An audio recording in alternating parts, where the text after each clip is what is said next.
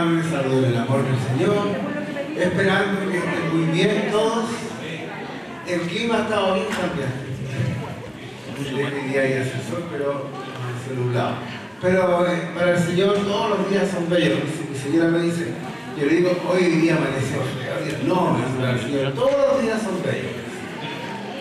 Así que ya no puedo decir un día feo. Bien, damos gracias al Señor. Faltan varios, pero van a ir llegando de a poco. Hay hermanos que están enfermos. Sí. Hay varios hermanitos que están enfermos y hermanitas enfermas, así que vamos a aprovechar de orar por ellos también, por los hermanos que están enfermitos. Amén. Bien, pongámonos de pie, hagamos ejercicio, relajémonos. Yo ahora me empiezo a relajar. No, muy ajetreado, pero ahora me empiezo a relajar en el Señor, así que todos relajémonos porque el Señor es bueno y el Señor está con nosotros. Le damos gracias al Señor porque estamos con Él en este día acá, en su presencia, habitando todos juntos en armonía. Señor, te damos gracias en esta hora por tu amor, tu misericordia. Gracias, Señor, por este día que tú nos das. Amén.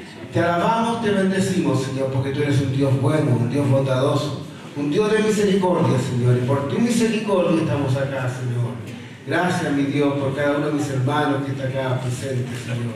También te pedimos a aquellos hermanos que están en su casita, Señor, donde quiera que ellos estén, que están enfermos, Señor, o por algún motivo, Señor, que no han podido llegar a tu casa de oración, Señor. Bendíceles donde quiera que ellos estén, Señor. Bendice a aquellos hermanos que están enfermos, Señor. Se estuvo obrando sanidad en sus cuerpos, Señor. Se estuvo ayudándoles, animándoles, Señor, para que ellos puedan estar bien, para que ellos se sientan, Señor, que tú estás con ellos, Señor. Oh Dios, le estuve bendiciendo su vida, Señor. Guárdales y bendíceles, mi Dios, en el nombre de Jesús. También te pedimos en esta hora que seas tú en medio nuestro, Señor, que sea tu Espíritu Santo, que sea obrando en cada vida, Señor, que sea hablando en nuestros corazones, que seas tú, Señor, a través de tu Espíritu Santo, mostrando lo que tú quieres para nosotros, Señor. Oh Dios mío, bendice nuestras vidas, Señor, y hazme tú un canal de bendición para mis hermanos, Señor. Que la palabra que salga de mi boca sea palabra tuya, Señor. No palabra de hombre, sino palabra tuya, Señor. Que edifique los corazones, Señor. En el nombre de Jesús. Amén y amén. Bien, damos gracias al Señor por un día más que podemos compartir la palabra. El título que le puse a esta lección va a ser la fidelidad a Dios. Hemos estado hablando, ¿no es cierto?, con algunos personajes respecto a la Biblia. ¿Es la pantalla que está en la Biblia? No importa. La fidelidad, bien, hemos hablado de los personajes bíblicos, ¿ya? Y la vez pasada hablamos de Jonás, ¿verdad?, que él era un profeta que era del reinado del norte, ¿ya? Ahora vamos a hablar de un personaje que es Daniel. Daniel en el foso de los leones, ¿ya? Bien. Gracias, hermano Huerta. Bien, entonces, para hablar de Daniel, y para hablar de los profetas, y para hablar del contexto histórico en que se ha movido toda la historia, ¿ya?, porque a veces nos hablan de los profetas, lo hablan de los reyes, y no nos ubicamos bien a veces en el tiempo ni en las situaciones de cada uno de ellos, ¿ya? Bien, antes de hablar de Daniel, vamos a ir al contexto histórico. Vamos a empezar con la primera lámina ahí. Bien, esos que están ahí no son mis familiares, por si acaso. Algunos quizás no sé, pero son los hijos de Jacob. Esos son los hijos de Jacob. 12 hijos tuvo con sus 2 esposas y con sus concubinas. ¿Ya? Bien, ¿por qué hablo de los hijos de Jacob? Porque de los hijos de Jacob van a salir las 12 tribus de Israel. ¿Ya? Entonces, el pueblo de Israel está compuesto por 12 tribus. Y estas tribus tenían la promesa de que cuando llegaran a la tierra prometida, iban a tener, cada uno iba a tener una porción de tierra. en la tierra prometida, ¿ya? Menos Leví, porque Leví era sacerdotal. Ellos iban a dedicar, ¿no es cierto?, al sacerdocio, a la oración, a los sacrificios, por lo tanto ellos no iban a tener una parte territorial. Bien, José, que era el hijo amado de Jacob, él tiene una porción de primogenitura, porque Rubén, que era el hijo mayor de Jacob, fornicó con una concubina, con la concubina de Raquel. ¿Ya? Perdón, no era la concubina de Raquel, era la esclava de Raquel y la concubina de Jacob. Ahí sí, ahí sí. Si me equivoco, por favor, porque a veces uno habla y la mente dice una cosa y las palabras dicen otra cosa. Bien, entonces perdió la primogenitura y se fue a José, y José ganó territorio, pero ese territorio fue traspasado a los hijos de José, que es Efraín y Manasés, ¿ya? Bien, y ahí están las 12 tribus. Entonces lo que correspondía a José pasó a Manasés y a Efraín. Bien, sigamos. Sigamos la página que sigue, por favor. Bien, ahí están los territorios. No se ve muy bien, pero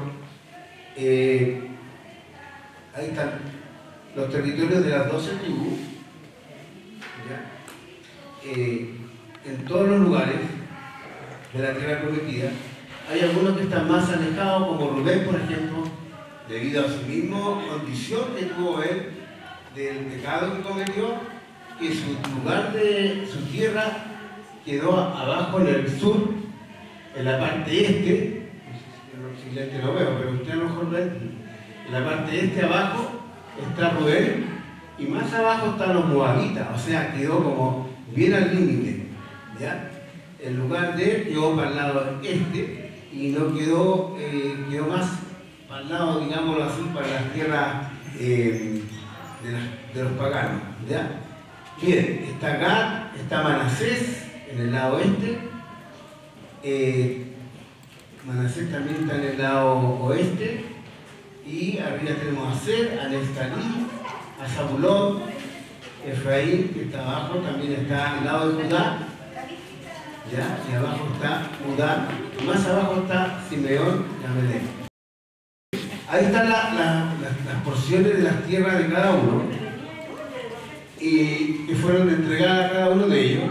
Y sabemos que en el tiempo que ellos llegaron a la tierra prometida estaba el tiempo de ellos eran gobernados por jueces, ¿verdad? ¿Se acuerdan que hablamos de Samuel, hablamos de Samuel, hablamos de los jueces? Ya. Y después el pueblo que pidió, como había rey en otro lado, que pidieron rey. Y fue dado un rey, que no era la voluntad de Dios ese rey, porque era un rey que venía de Benjamín, de la tribu de Benjamín. Y decía la promesa, decía que el Mesías tenía que venir del linaje de David, ¿ya? No de Benjamín. Por lo tanto, este era un rey que fue pedido por el pueblo, y que, como fue pedido por el pueblo, este rey no actuó bien, no hizo la voluntad de Dios. Por lo tanto, fue sacado como rey, y ahí se cumple, ¿no es cierto?, el propósito de Dios, que viene después el rey, llega el reinado a David, ¿verdad? Porque acuérdense que el Mesías tenía que ir de la casa de David, del linaje de David. Bueno, David empieza como rey, ya de la tribu de Judá, que sale de la tribu de Judá, y ahí empieza el reinado, ¿verdad?, con David. Y después viene Salomón, que era el hijo de David. Y Salomón era el hombre, fue considerado el hombre más sabio del mundo, de la tierra. Pero este hombre sabio, cuando se ve enfrentado, ¿no es cierto?, a tanta riqueza, a sabiduría, a tantas cosas, llamó la atención de muchos pueblos. Y esta popularidad y esto de descuidarse, importante, de descuidarse, de servir a Dios solamente, de la fidelidad a Dios, él se mezcló con mujeres paganas. Llegó a tener 1000 mujeres. No sé cómo lo hizo, pero tuvo 1000 mujeres. Yo no voy a decir nada más porque todo esto que diga está grabado. Y cualquier cosa que diga puede ser usada igual. Me voy a quedar callado. Ya, 1000 mujeres, imagínense. Bien, entonces estas mujeres paganas lo hicieron a él caer en la idolatría. ¿Ya? Y a raíz de eso, de caer en la idolatría, ¿no es cierto? Él murió, al final murió, no murió bien, tuvo tiempo para arrepentirse, se arrepintió Salomón. Pero esto trajo consecuencias. Todo pecado, hermano, Dios nos perdona, nos arrepentimos, Dios nos perdona, pero todo trae su consecuencia. Y la consecuencia que trajo es que el pueblo de Dios, de Israel, iba a ser dividido. ¿Cómo iba a ser dividido? Después de Salomón viene, como rey, viene Roboam. Roboam, ¿no es cierto?, fue más drástico que Salomón. ¿Ya? Impuso más carga al pueblo que Salomón, porque fue más aconsejado. Incluso aumentó los impuestos. Por lo tanto, esto trajo una rebelión de parte del norte, porque Judá estaba en la parte del sur, abajo, y todas las demás tribus, que eran 10 tribus, estaban al lado del norte. ¿Ya? Se llama el reino del norte. Los del sur era Judá y Benjamín. ¿Ya? Y del norte estaban todas las otras 10 tribus. Ahora, llegó Jeroboam, que había huido a Egipto, porque a raíz de que Salomón supo lo que había pasado por lo que él había hecho, y huyó, y cuando murió Salomón volvió a Israel, y él fue el cabecilla, fue nombrado como el rey del reino del norte, ¿ya? Con las 10 tribus. Y ahí se dividió el reino del norte con el reino del sur. Las 10 tribus del norte, las que están arriba, y las otras 2 tribus del sur, que eran Judá y Benjamín. Pero siempre se le llama el reino del sur de Judá, porque Benjamín era más pequeño. Por lo tanto, fue absorbido por la tribu de Judá. Bueno, ¿qué pasó acá? Y Jeroboam dijo, bueno, como estamos separados, ya, no quiero que ninguno baje a Jerusalén a adorar. Entonces, ¿qué hizo? No había nada mejor que levantar un altar en Dan y en Betel, para que el pueblo del norte no fuera a Judá a adorar a Dios, sino que lo hicieran dentro de las tierras de ellos, de las tribus del norte. En la otra página, por favor. Y ahí, ¿qué es lo que hizo él? ¿Verdad? Puso un becerro ahí, de oro. Y hizo un altar, puso un becerro para que ahí los reinos del norte fueran a adorar. O sea, levantó un becerro. ¿Por qué pasó esto? Porque él fue a Egipto. ¿Ya? ¿Y qué pasó? Y él trajo esa cultura de allá para instaurarla en el reino del norte. Y fíjese que esto es lo que pasa cuando en el corazón del hombre no está el hacer la voluntad de Dios, y en el corazón del hombre no está el Señor habitando en él. Sobre todo como en primer lugar.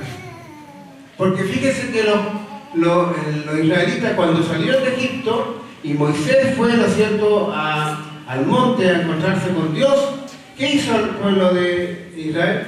Le dijo a Aarón, ¿no es cierto?, que le hicieran un altar con un becerro para adorarle, porque eso es lo que hacían los egipcios en su pueblo. Tenían como Dios estos becerros y adoraban a estos becerros. Y cuando salieron de Egipto, ellos trajeron esa costumbre porque en su corazón estaba en lo pagano. Venían del mundo, venían de lo pagano, y cuando llegaron a Dios, llegaron con este corazón pagano. Cuando Jeroboam llegó de Egipto, llegó también con este corazón pagano. ¿Y qué hizo? Instaurar, ¿no es cierto?, dentro del pueblo de Dios, un altar con un becerro para que le adoraran como un ídolo, como un dios pagano. ¿Por qué? Porque en el corazón de él no estaba Dios. Y eso, hermano, pasó de que esto fuera pasado de generación en generación, porque el reino del norte y el reino del sur estaban separados. Tenían profetas, tenían reyes. Los profetas le hablaban a los reyes, pero los reyes no escuchaban a la voz del profeta, porque su corazón estaba lejos de Dios. Y ellos, ¿no es cierto?, siempre estaban fallando. Los reyes del norte, no se conoce a algún rey que yo sepa que haya sido bueno de parte del norte. No así en parte del sur, habían algunos Ezequías y otros, Josías también fue un rey bueno, un rey que empezó a gobernar a los 8 años de edad. Habían algunos reyes buenos. Pero esto pasa que el reino del norte no buscó la voluntad de Dios, no buscó a Dios. Se pusieron paganos, adorando ídolos. No buscaron hacer la voluntad de Dios. ¿Y qué pasó con esto? Que en el año 722 a.C.,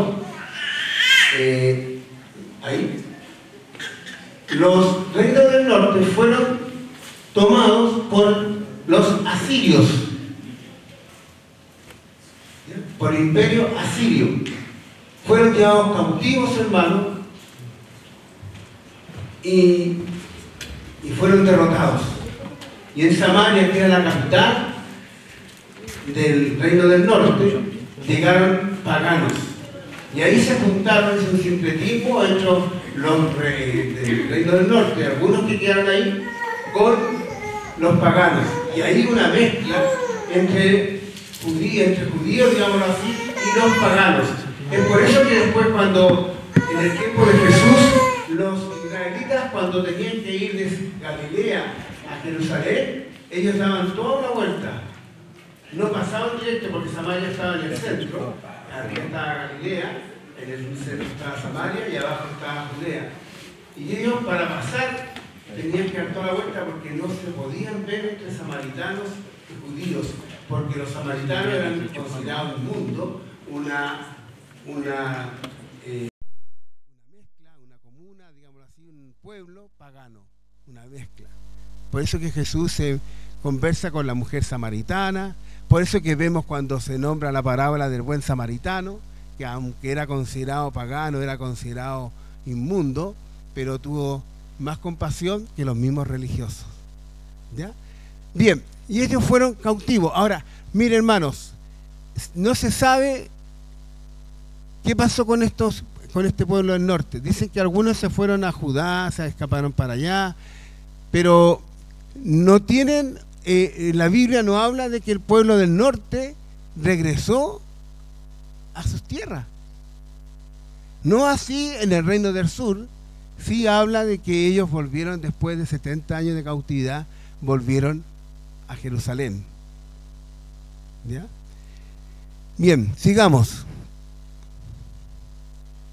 El cautiverio del reino del sur, fueron después cautivos también por no hacer la voluntad de Dios los del reino del sur, los reinos de Judá, y fueron llevados cautivos a Babilonia. ¿Ya? donde estuvieron 70 años en Babilonia. Y dentro de los que se fueron a Babilonia, habían algunos príncipes, habían 4 jóvenes que eran destacados por su sabiduría, por su apariencia, por todo lo que ellos tenían, y fueron seleccionados para estar en el palacio del rey, ¿ya? Eso era Daniel, ¿ya? Porque el pueblo del sur, fue deportado a Babilonia aproximadamente en el año 606 antes de Cristo, con Joacim. Después vino Joaquín, que también fue deportado, y después vino Sedequías, que era un rey, que fue la última deportación, en 586 aproximadamente. Sedequías se rebeló contra el imperio babilónico, contra Nabucodonosor. ¿Y qué le pasó por rebelarse? Fue muerto y le sacaron los ojos, ¿ya? Bien, esa fue la última vez que fueron deportados a Babilonia. Y estuvieron ahí 70 años. Bueno, este joven Daniel con sus amigos, ¿ya?, que aparecen ahí. Si usted, hermano, por favor, la próxima. Los amigos de Daniel y sus amigos fueron deportados a Babilonia, trabajando en el palacio. Daniel, Ananías, Misael y Azarías. Y su nombre, como para que ellos perdieran la identidad que tenían como judíos, ¿qué hicieron? Le cambiaron su nombre. El rey, ¿no es cierto?, le cambió su nombre a nombres que son babilónicos. Y fíjense que tenía que ver con los dioses de Babilonia, ¿ya? Belsasar, Sadakú, Mesacú, Ardinabú, que decía del preserve su vida a la orden de Acú, quien es como Acú, siervo de Nebo. Pero dicen que Daniel, cuando escribió el libro, para que no estos nombres que eran babilónicos no se identificaran con estos dioses, les cambió algunas letras. Y por eso que Daniel se llama Belsasar, pero con una T. Después a Sadakú, en vez de poner Sadakú, le puso Sadrach, para no identificarse con el dios. Mesacú, que era el dios, le puso Mesac.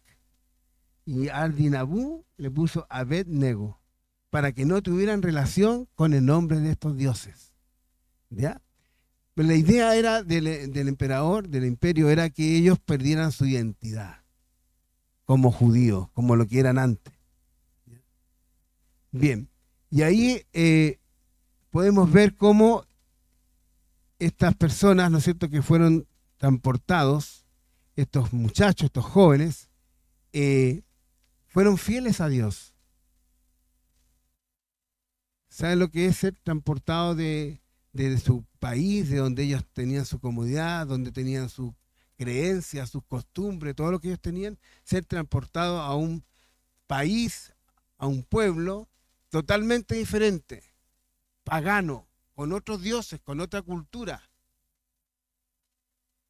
Y ellos tuvieron que sufrir todo esto. Ellos fueron transportados, ¿no es cierto?, al palacio, para que ellos aprendieran, durante 3 años, aprendieran toda la cultura, el idioma, las costumbres, la religión, todo lo que tenía que ver con Babilonia, ¿ya? Pero ellos se mantuvieron fieles a Dios. Si podemos ver más adelante la otra, en un paralelismo ahí de la sección, porque aquí podemos ver que el libro de Daniel se divide en 2 sesiones. Una sesión histórica, que es del capítulo 1 al capítulo 6, y otra sesión profética, que es del capítulo 7 al capítulo 12. En la sesión histórica hay un paralelismo, y ahí por eso están los de colores, ¿eh? Porque quiere decir que hay una semejanza entre las dos situaciones vividas, ¿ya?, en los 6 capítulos. En el primer capítulo hablamos de conservando la identidad. ¿Por qué se llama conservando la identidad? Porque estos jóvenes fueron llevados al palacio y se les pidió que tenían que comer de la comida del rey. ¿Por qué? Porque tenían que mantenerse bien, sanos, robustos, para poder servir al rey. Pero estos jóvenes pidieron que durante 10 días ellos pudieran comer solamente vegetales, legumbres, cosas que no tenían que ver con la carne o con la comida que ellos tenían, que eran sacrificadas a los ídolos.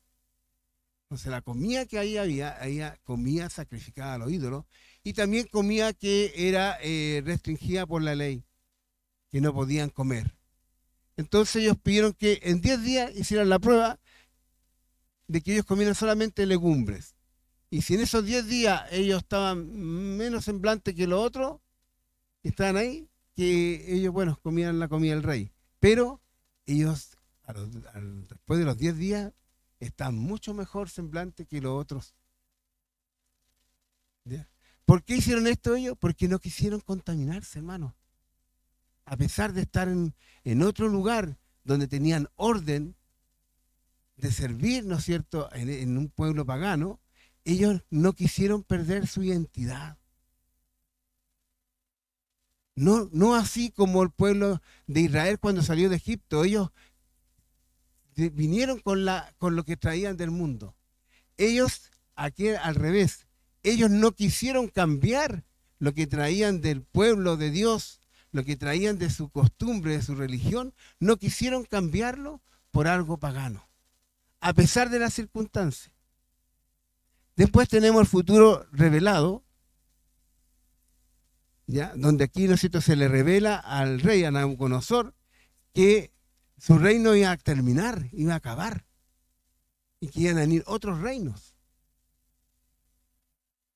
Y se le revela este sueño a Nabucodonosor. Después, en el capítulo 3, la crisis de adoración, que está relacionado con el capítulo 6, que vamos a ver ahora, que es la crisis de adoración, porque a estos jóvenes, por no querer adorar a la estatua, fueron echados a un horno de fuego. A tal punto es la fidelidad, hermanos, que no quisieron adorar la estatua, sabiendo que como consecuencia podía ser fatal. Y la consecuencia fue que fueron echados a un horno de fuego. Pero por su fidelidad, porque ellos confiaban y creían a Dios, ellos fueron echados, pero no fueron muertos, porque el ángel de Jehová estaba con ellos. Vieron que había una cuarta persona ahí, y esa persona era un ángel que estaba con ellos. El ángel de Jehová estaba con ellos. Amén. Y después el capítulo 4 está cambiando de mentalidad. Aquí está el rey Nabucodonosor, que Dios le dijo que se tenía que arrepentir, porque él era orgulloso, autosuficiente, el que se creía lo máximo, se creía Dios. Pero Dios le dijo que si no se arrepentía iba a ser humillado. Y de tal manera que él estuvo como bestia, hermano, en los campos. Él era un animal. No traje foto de él, pero era como un animal. Usted lo puede ver cómo era el estado de Nabucodonosor cuando Dios lo desecha, cuando la ira del Señor está sobre él. Él termina como un animal comiendo pasto, con su pelo así alionado, así largo. Era como un mono, así, digámoslo así. Era una bestia, porque no honró a Dios. Pero sí, después se arrepintió y adoró a Dios. Y vamos a leer, porque me interesa esta parte, en Daniel 4:32. Daniel 4:32. ¿Lo tiene Andrés ahí o no? En adelante, ¿qué dice? 4:32. ¿Sí? Y de entre los hombres te arrojarán, y con las bestias del campo será tu habitación, y como a los bueyes te apacentarán, y 7 tiempos pasarán sobre ti hasta que reconozcas que el Altísimo tiene el dominio del reino de los hombres y lo da a quien Él quiere. Perdón. En la misma hora se cumplió la palabra sobre Nabucodonosor, y fue echado de entre los hombres, y comía hierba como los bueyes, y su cuerpo se mojaba con el rocío del cielo, hasta que su pelo creció como plumas de águila, y sus uñas como las de las aves. Mas el fin del tiempo, yo, Nabucodonosor, alcé mis ojos al cielo, y mi razón me fue devuelta, y bendije al Altísimo, y alabé y glorifiqué al que vive para siempre, cuyo dominio es séptimo, y su reino por todas las edades. Amén. Entonces, este hombre que fue, ¿no es cierto?, por no dar la gloria a Dios, ¿qué pasó con él? Como bestia. Pero él reconoció a Dios y Dios lo perdonó y lo restauró. ¿Ya? Entonces, ¿cómo vemos acá? Cómo Dios obra cuando el hombre se arrepiente. Y si no se arrepiente, tiene que pasar, a veces tenemos que pasar cosas muy complicadas para poder llegar a reconocer realmente a Dios. ¿Ya? Entonces aquí vemos cambiando de mentalidad, como acá el contraste con conservando la identidad.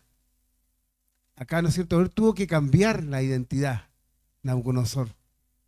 No así en el primero, que ellos tuvieron que mantener su identidad con Dios. Acá tuvo que cambiar la mentalidad, Nabucodonosor, de ser un hombre soberbio, orgulloso, creerse autosuficiente, a reconocer a Dios. ¿Ya? Después viene la caída de Babilonia, que está relacionado también con el capítulo 2, porque acá también se hace una profecía a Belsasar, que era el rey que está en ese momento reemplazando a su padre, que estaba en otro lugar. Belsasar, que tomó los utensilios, ¿no es cierto?, sagrados, y bebió vino de él. Bueno, y vino una profecía, una escritura en la pared, y ahí con todo esto, Belsasar murió en la noche. ¿Ya? Y después la profecía hablaba de que iban a venir otros reinos después de Babilonia. Y Belsasar murió porque vino el imperio babilónico, vino siendo tomado por los medo-persas. ¿Ya? Por los medo-persas, que tomaron aproximadamente en el año 539, en el imperio medo-persa tomó a los babilónicos, donde había estado Daniel con sus amigos. ¿Ya? Entonces en el capítulo 6, cuando hablamos del capítulo 6, ya no está el imperio babilónico ejerciendo su autoridad sobre Babilonia, sino que está el imperio medo-persa. Ya Daniel en el capítulo 6, cuando va al foso de los leones, ya no tenía 20, ni 25, ni 30 años. Él tenía más de 80 años de edad. Porque estamos hablando del año del año 539 antes de Cristo. Por lo tanto, ya habían pasado aproximadamente unos 70 años. Por lo tanto, Daniel ya tenía más de 80 años de edad. Bien, y ahora vamos a empezar recién el capítulo 6, ¿se da cuenta? Mansa introducción, a llegar ahí. Pero es importante, hermanos, porque conocer los contextos históricos, porque a veces leemos la palabra del Señor y no la entendemos porque no entendemos el contexto histórico en que se mueve cada una de las situaciones. ¿Ya? Entonces ahora usted ya en el capítulo 6 va a saber de que ya Daniel está más viejito, que ya Daniel no está bajo el imperio babilónico, sino bajo el imperio medo-persa, en Babilonia, eso sí, pero bajo otro imperio. Y aquí vamos a ver la historia de Daniel, que a pesar de los años, hermano, más de 80 años, desde su juventud, jamás se apartó del Señor. Viviendo en un país extranjero, donde había idolatría, donde había comida, ¿no es cierto?, que estaba dedicada a los ídolos, pero él se mantuvo siempre fiel a Dios. Bien, vamos a leer Daniel capítulo 6, versículos del 1 al 3. Hermano Daniel ahí, hermano Andrés. Daniel capítulo 6, del 1 al 3. Pareció bien a Darío constituir sobre el reino 120 sátrapas que gobernasen sobre todo el reino, y sobre ellos 3 gobernadores, de los cuales Daniel era uno, a quienes estos sátrapas diesen cuenta para que el rey no fuese perjudicado. Pero Daniel mismo era superior a estos sátrapas y gobernadores, porque había en él un espíritu superior, y el rey pensó en ponerlo por sobre todo el reino. Ya, entonces aquí podemos ver que pareció bien a Darío constituir sobre el reino 120 sátrapas que gobernasen en todo el reino, y sobre ellos 3 gobernadores. O sea, habían 120 gobernadores en el pueblo, y sobre esos 120 gobernadores estaban 3 más arriba, superior a estos 120 gobernadores. Y después de él venía el rey. Fíjese que Daniel llegó a ser el tercero en el reino cuando estaba Belsasar, porque primero estaba su padre, Belsasar, y después venía Daniel. Y aquí, con Darío, que era medo, ya no era babilónico, era medo, él tenía a Daniel dentro de los tres gobernantes más importantes del imperio. Y esto llevó, hermanos, que estos sátrapas, estos gobernadores, sintieran envidia, celos, porque este que era extranjero, que servía a otro Dios, fuera más importante que ellos. Entonces, esto le causó envidia a ellos. ¿Qué más sigue, hermano? Vamos a leer ahora del 4 al 9. Entonces los gobernadores y sátrapas buscaban ocasión para acusar a Daniel en lo relacionado al reino, mas no podían hallar ocasión alguna o falta, porque él era fiel y ningún vicio ni falta fue hallada en él. Entonces dijeron aquellos hombres: no hallaremos contra este Daniel ocasión alguna para acusarle, si no la hallamos contra él en relación con la ley de su Dios. Entonces estos gobernadores y sátrapas se juntaron delante del rey y le dijeron así: Rey Darío, para siempre vive. Todos los gobernadores del reino, magistrados, sátrapas, príncipes y capitanes han acordado por consejo que promulgues un edicto real y lo confirmes, que cualquiera que en el espacio de 30 días demande petición, cualquier dios u hombre fuera de ti, oh rey, sea echado en el foso de los leones. Ahora, oh rey, confirma el edicto y fírmalo, para que no pueda ser revocado, conforme a la ley de Media y de Persia, la cual no puede ser abrogada. Firmó pues el rey Darío el edicto y la prohibición. Bien. Entonces, vemos acá que ellos no encontraron nada malo en él. No hayan qué pillarlo. ¿Le ha pasado a ustedes eso? ¿Qué lo puedo pillar a este hermano? En algo tiene que tener. Y como no podían encontrar nada en él, lo que sí encontraron de que él adoraba a Dios, de que él servía a Dios, porque él no se ocultaba. Él no ocultaba al Señor. Él no era un infiltrado, no era un camuflado, como dicen por ahí. Todos sabían que él era servidor del Dios Altísimo. Él no ocultaba su fe. Y ellos no hallaban en qué poder decir, ¿en qué lo pillamos? Y como no podían, vieron la parte B. Él sirve al Dios Altísimo. Él ora a Dios. Entonces, como él ora a Dios, digámosle al rey que, ¿no es cierto?, levante un edicto donde se diga que cualquier consulta que se quiera hacer, adoración o petición, cualquier cosa, sea al rey. El único digno al que se le pueda pedir peticiones o adorar, sea al rey Darío. Y que dicte un edicto, porque cuando se dictaba eso, se promulgaba este asunto, esta ley, no podía ser revocada, porque iba con el timbre del rey, con todo. Entonces, ¿qué pasaba? Decía, oye, y claro, y el rey pensó, como estaban todos, dijo, estamos todos de acuerdo. Entonces el rey habrá pensado, bueno, Daniel también está de acuerdo. Y si Daniel está todos de acuerdo, bueno, hagámoslo así. Y lo hizo. Pero esto tenía un propósito maligno. ¿Ya? Tenía un propósito maligno. Sigamos leyendo. Del 6:10 al 11, la oración de Daniel.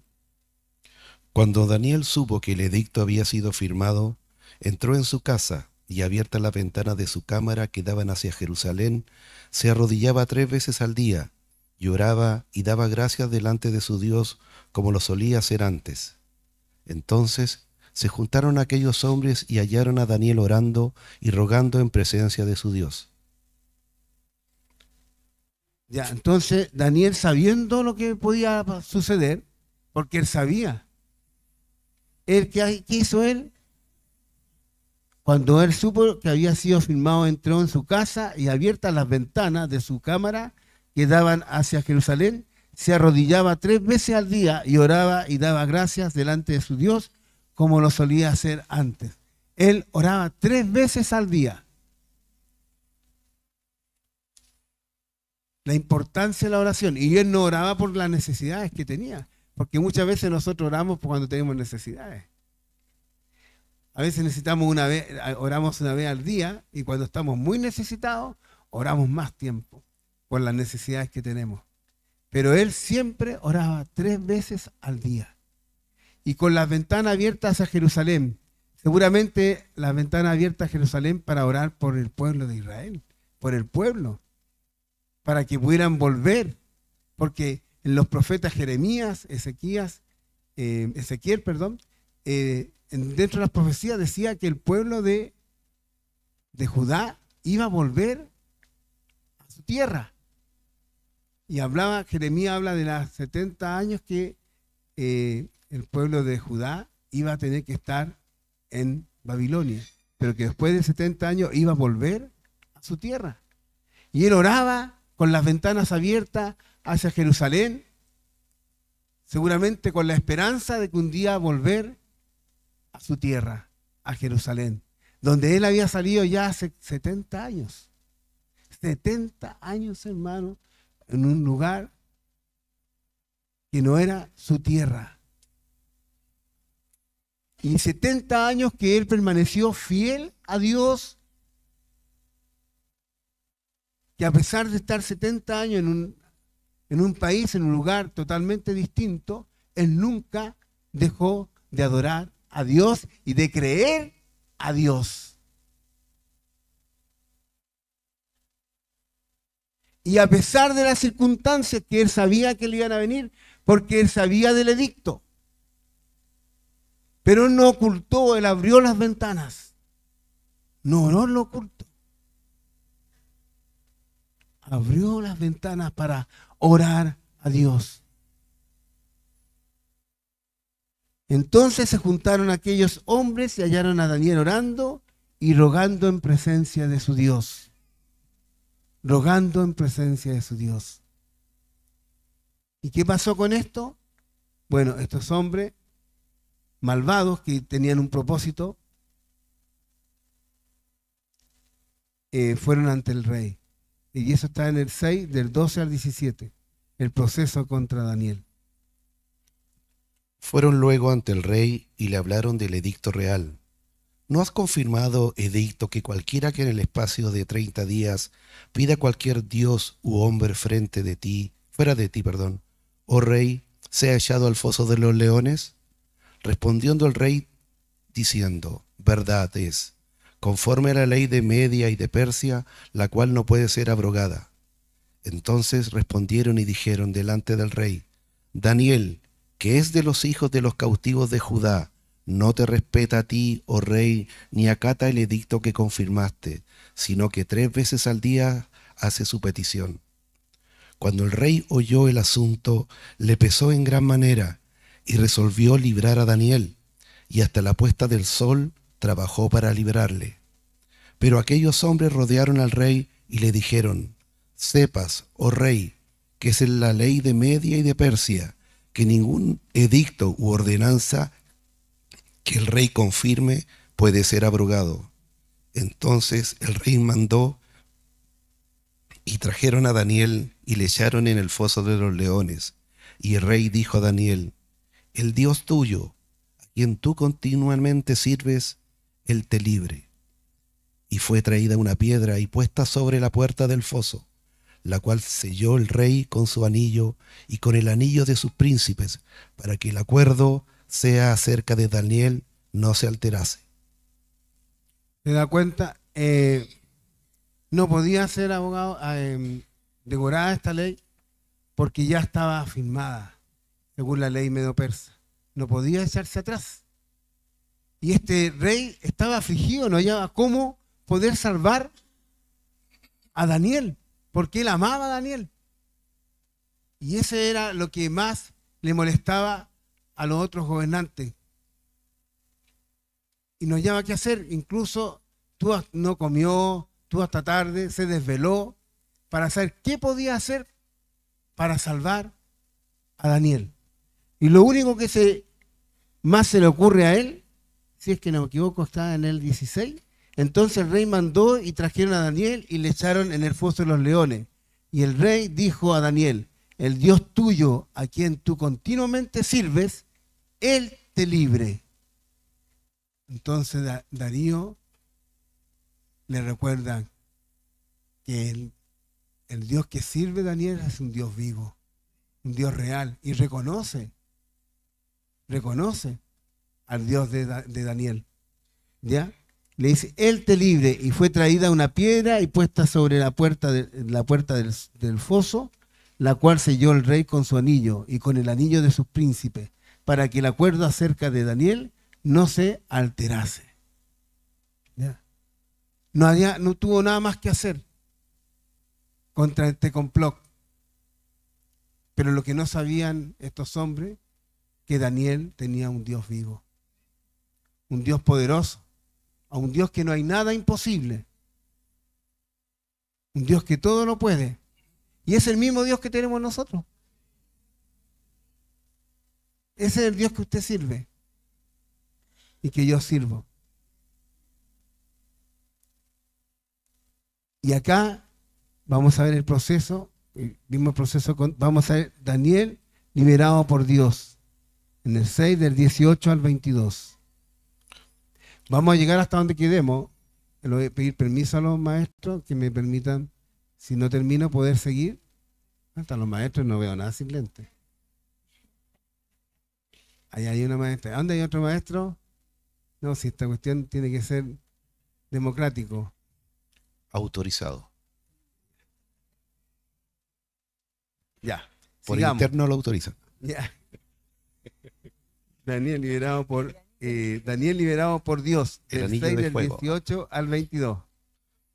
Luego el rey se fue a su palacio y se acostó y ayunó. Ni instrumentos de música fueron traídos delante de él, y se le fue el sueño. El rey pues se levantó muy de mañana y fue apresuradamente al foso de los leones. Y acercándose al foso llamó a voces a Daniel con voz triste y le dijo: Daniel, siervo del Dios viviente, el Dios tuyo, a quien tú continuamente sirves, ¿te ha podido librar de los leones? Entonces Daniel respondió al rey: Oh rey, vive para siempre. Mi Dios envió su ángel, el cual cerró la boca de los leones, para que no me hiciese daño, porque ante él fui hallado inocente, y aún delante de ti, oh rey, yo no he hecho nada malo. Amén. Gloria al Señor. Gloria a Dios. El rey estaba preocupado, como le decían antes, no durmió. Y al otro día, temprano, lo primero que hice fue a ver ahí donde estaba el foso de los leones. A ver, tenía la esperanza de que Dios iba a rescatar a Daniel del foso de los leones. ¿Estás ahí? ¿Estás ahí? Daniel, ¿estás ahí? Sí, aquí estoy. Cuando usted tenga una situación compleja, difícil, puede decir: aquí estoy. Aquí estoy porque Dios está conmigo. Estoy rodeado de leones, pero Dios está conmigo. Y nada me faltará, nada me pasará, porque Dios está conmigo. Porque Dios está conmigo. Esta palabra, hermano, no es para que la sepamos, la tengamos como historia, sino que para que pueda hacer vida en nosotros. Yo entre más estudio la palabra, entre más es más vida, es más convicción en quien he creído. Y él reconoce que el ángel lo salvó. El ángel tapó la boca de los leones.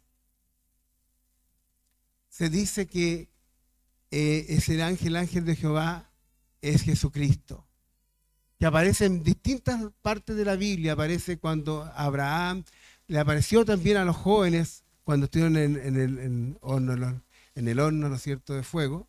Eso se le llama teofanía. Teo es Dios y fanía es aparecer. Entonces, es una palabra compuesta que viene del griego y que quiere decir la manifestación de Dios a los hombres. Es un adelanto de lo que debería de manifestarse, porque al final Jesucristo se manifestó, porque nadie ha visto al Padre, sino ha visto al Hijo, y el Hijo ha mostrado al Padre. Y él estuvo ahí con Daniel, estuvo con estos jóvenes en el horno de fuego, porque el Señor es bueno y Él nunca nos desamparará, nunca nos dejará. Y Daniel sabía que pase lo que pase, él servía al Dios vivo. Él no sabía que iba a salir liberado de esto, pero él sabía en quién había creído. Y que fuera por sí o por no, el Señor tenía el control de todas las cosas. No siempre lo que nosotros le podemos pedir a Dios va a ser en respuesta afirmativa, positiva, porque Dios sabe lo que es bueno para nosotros. A veces nosotros pedimos porque vemos en el momento, pero no vemos más allá, pero Dios ve más allá. Y muchas veces cosas que puedan ser en el momento, puedan ser malas para nosotros, creyendo que son malas, y después en el tiempo nos damos cuenta que eso era con un propósito de Dios. Y que Dios tenía algo mejor para nosotros. El sufrimiento del momento no quiere decir que vamos a pasar lo mal. No quiere decir que no estamos en la voluntad de Dios.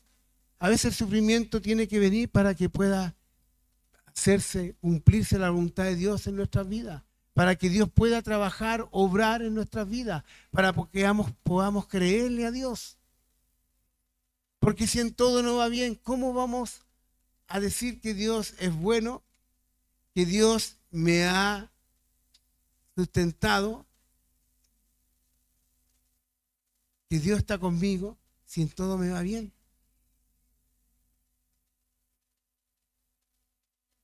Gloria al Señor. Sigamos leyendo. Los enemigos de Daniel son castigados. En Daniel 6, del 23 al 24. Entonces se alegró el rey en gran manera a causa de él, y mandó sacar a Daniel del foso. Y fue Daniel sacado del foso, y ninguna lesión se halló en él, porque había confiado en su Dios. Y dio orden el rey, y fueron traídos aquellos hombres que habían acusado a Daniel, y fueron echados al foso de los leones, ellos, sus hijos y sus mujeres, y aún no habían llegado al fondo del foso, cuando los leones se apoderaron de ellos y quebraron todos sus huesos. Qué terrible, ¿no? Qué terrible es luchar contra Dios. Qué terrible es cuando alguien quiere hacerle daño a un hijo de Dios. Por eso que tenemos que orar por nuestros enemigos, dice la palabra. Porque para que el Señor tenga misericordia de ellos. Porque cuando alguien quiere tratar de hacernos daño a nosotros, no es contra nosotros. Es contra el Señor. Estos gobernantes no estaban confabulando contra Daniel, sino que estaban metiéndose con el Dios vivo. Y su muerte fue trágica, hermano, fue terrible. Él y ellos y su familia. Y el rey estaba contento, hermano, porque pudo ver vivo a Daniel, porque amaba a Daniel. Y fíjese que Darío, con todas estas circunstancias, hermano, con todas las circunstancias complicadas, Darío reconoce a Dios por el testimonio de Daniel. Por el testimonio de Daniel reconoce a Dios, que dice el 6 del 25 al 28. Entonces el rey Darío escribió a todos los pueblos, naciones y lenguas que habitan en toda la tierra: paz os sea multiplicada. De parte mía es puesta esta ordenanza, que en todo el dominio de mi reino todos teman y tiemblen ante la presencia del Dios de Daniel, porque Él es el Dios viviente y permanece por todos los siglos, y su reino no será jamás destruido, y su dominio perdurará hasta el fin. Él salva y libra, y hace señales y maravillas en el cielo y en la tierra. Él ha librado a Daniel del poder de los leones, y este Daniel prosperó durante el reinado de Darío y durante el reinado de Ciro el persa. Gloria al Señor. Se da cuenta cómo este rey reconoce a Dios. Se da cuenta cómo lo exalta el nombre de Dios. ¿Qué nos trae esto como enseñanza, hermano? Que hemos de confiar en el Señor, en la fidelidad a Dios a pesar de las circunstancias. La fidelidad a Dios.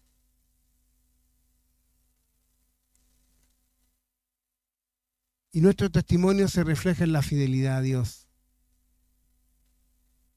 A veces somos llevados a hacer cosas que no corresponden, pero nosotros tenemos que mantenernos fieles a Dios. Más de alguna oportunidad nos han solicitado hacer cosas que no le agradan a Dios. Y ahí estamos nosotros. ¿A quién obedecemos? ¿A Dios o a los hombres? Las leyes puestas por Dios, por los hombres, nosotros tenemos que seguirlas, siempre y cuando esas leyes no vayan en contra de la voluntad de Dios, en contra de la ley de Dios. Amén. Damos gracias al Señor. Me queda poco, pero vamos a continuar rematando la próxima semana. Estuve rápido la última vez porque pensaba terminar toda hora, pero no se pudo. Dos cosas, hermano. Tres cosas. Primero, el texto bíblico. Vamos a ver 6:27. Sí. Ese va a ser nuestro texto, ¿ya?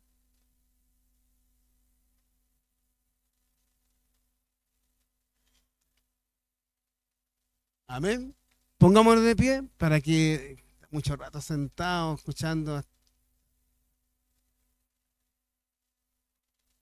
Ya. Acuérdense de los puntos, las comas y todo el tema, ¿ya? Ya. A la cuenta de 3. 1, 2, 3. Él salva y libra y hace señales y maravillas en el cielo y en la tierra. Él ha librado a Daniel del poder de los leones. Daniel 6:27. Ese es nuestro tema, nuestro texto, perdón. Ya. Vamos a orar y después vamos a pasar la ofrenda. Ya. Señor, te alabamos, te glorificamos en esta mañana por tu amor, tu misericordia. Gracias, Señor, por poder compartir esta palabra, Señor. Ha sido un desafío, Señor, para mi vida poder compartir este tema. Señor, pero sabemos que tú eres bueno y que tu Espíritu Santo es el que habla a los corazones. Tú conoces nuestras vidas, Señor. Tú conoces lo que hay en cada uno de nuestros corazones. Tú sabes cuán es nuestra fidelidad a ti, Señor. Señor, te pedimos en esta hora que tú puedas obrar en nuestros corazones, que tú puedas llevarnos a ser fiel a ti, Señor. Ayudarnos en toda situación, Señor, que siempre podamos confiar en ti y hablar y decir que el único Dios verdadero eres tú, Señor, que no hay otro Dios. Ayúdanos, Señor, a despojarnos de nosotros mismos, Señor, para adorarte y glorificarte a ti, Señor, y servirte solamente a ti, Señor. Gracias te damos, Señor, en el nombre de Jesús. Amén. Bien, vamos a tomar la ofrenda. A ver, aquí le pedimos a hermano Pablo, ¿puede tomar la ofrenda, por favor? Y el hermano Rodrigo.